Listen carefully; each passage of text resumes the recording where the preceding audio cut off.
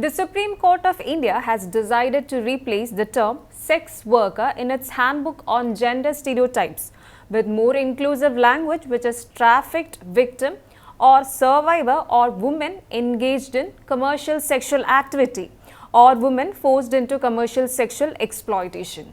The change comes after a group of anti-trafficking NGOs raised concerns that the term sex worker promotes gender stereotypes.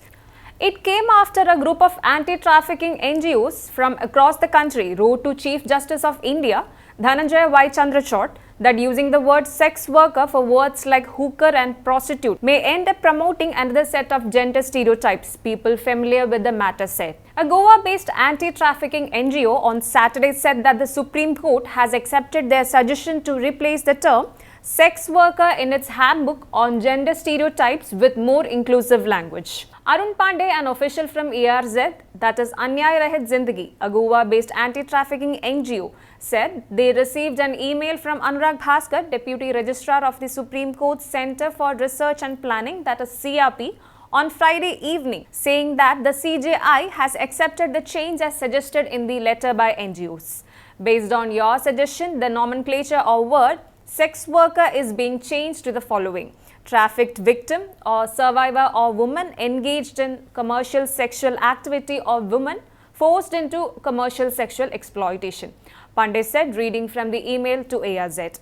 Earlier, a group of NGOs under the banner of Anti-Human Trafficking Forum and comprising ARZ, Prayas from Mumbai, Kids from Karnataka, Medan from Assam, Vipla from Maharashtra, SPID from Delhi, New Life Foundation from Manipur, among others, on August 23rd wrote to CJI Chandrachud requesting him to reconsider the use of the term sex worker in the glossary of terms mentioned in the handbook.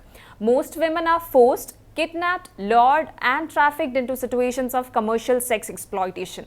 By using a generic term like sex worker, one may be assuming that all women engaged in commercial sexual activity may be in this out of free and positive choice, the NGOs wrote to the CJI. It negates the reality that most women enter the trade through force or fraud and many remain in out of negative choice due to lack of better alternatives. It further said that under the Immoral Trafficking Prevention Act 1956, while women are free to engage in commercial sexual activity, anyone who forces or lures them into this activity shall be prosecuted, including those living off their earnings.